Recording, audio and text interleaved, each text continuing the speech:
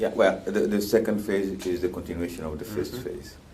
And what we have seen is that we have been continuing, both in terms of economic development, also as far as the strengthening of the political institutions, democratic, of course, political institutions are concerned. In terms of economic development, countries opened up now more and is seen as such to foreign investment.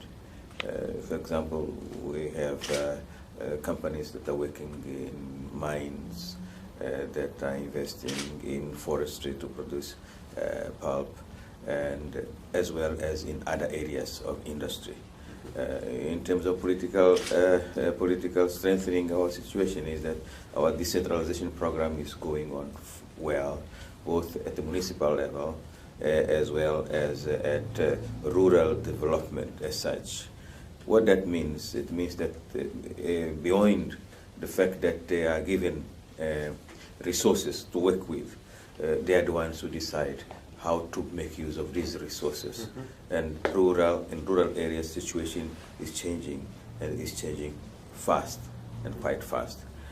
To make sure that this process continues as such, Mozambicans must be able, beyond being hard workers, must be able to adopt and use new technologies. That's why education, especially in the area of technical training, is a key issue for the work that is being done. So we are spreading in the whole country that part of education as a guarantee that changes that are taking place are indigenous.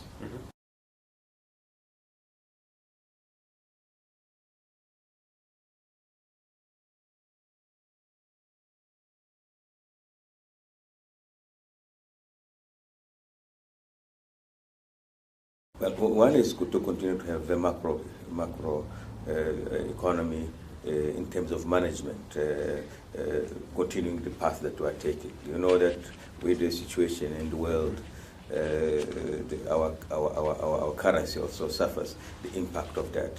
It has depreciated a little bit. So we have to appreciate it again to the levels, not necessarily to be stronger, because that could affect our exports. But we must keep that inflation is in one digit, and we must make sure also that our currency is strong enough and respected enough in the country, but also that can work with others without big problems.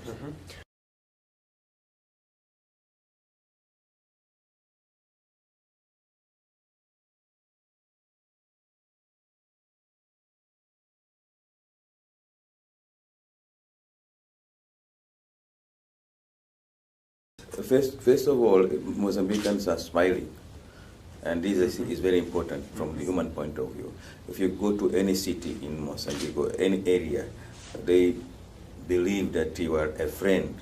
Even if you're not an investor, they smile at you. They treat you as a friend.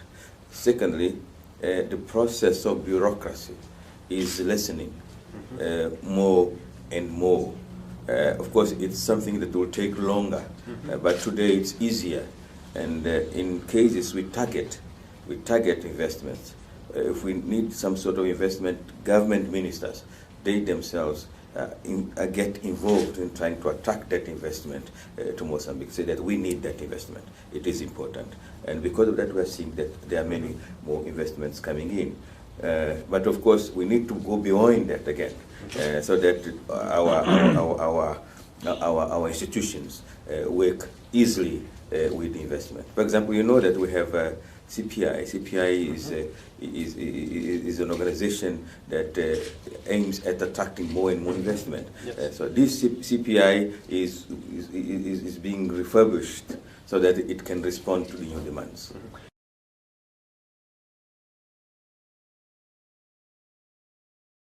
We have the challenges that are being put by the mega projects.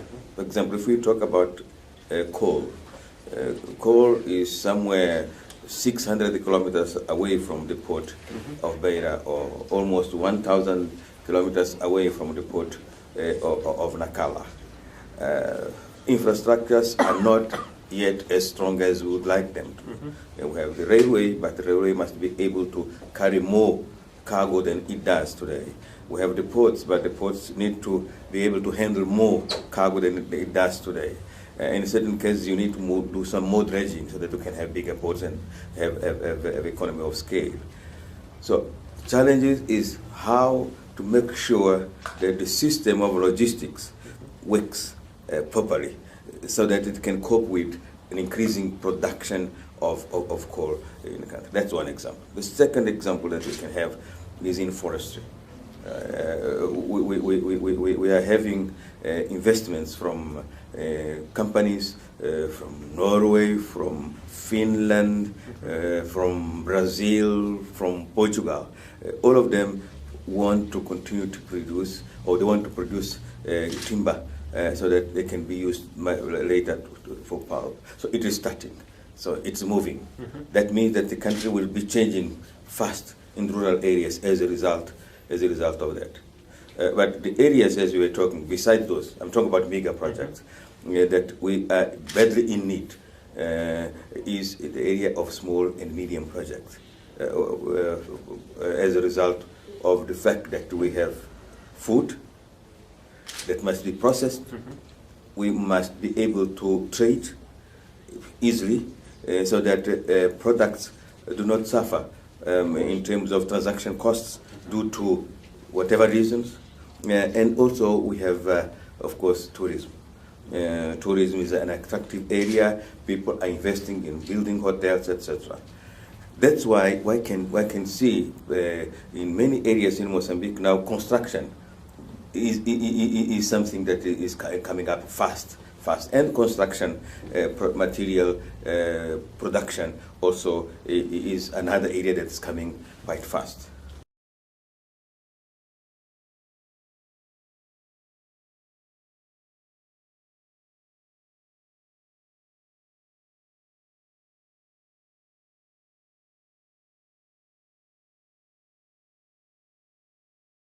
We are here. We are here in Spain. You know, we have what we can call traditional allies in this struggle for our development. Spain is one of those countries. I remember a long time ago, you know, that I was Minister of Transport. We used to work with RENF here to make sure that our infrastructures in terms of railways are properly repaired. Of course, we had many problems. We had a war at that moment, so it could not develop as we would like to do. We have with Spain strong cooperation in area of fishing.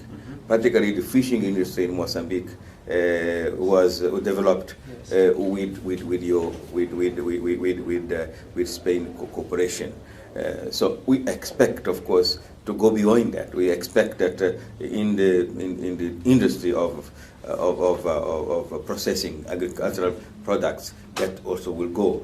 But I think that even in the area of infrastructures, for example, you have such big companies here with a lot of experience. Why can't they join in with the other companies there to build roads, dams? We're having now problems with floods. In order to counter that, we need dams also to be built. But of course, we expect that the interest will be there. You will say that, well, but how do you finance that? First, goodwill, and then other things will come.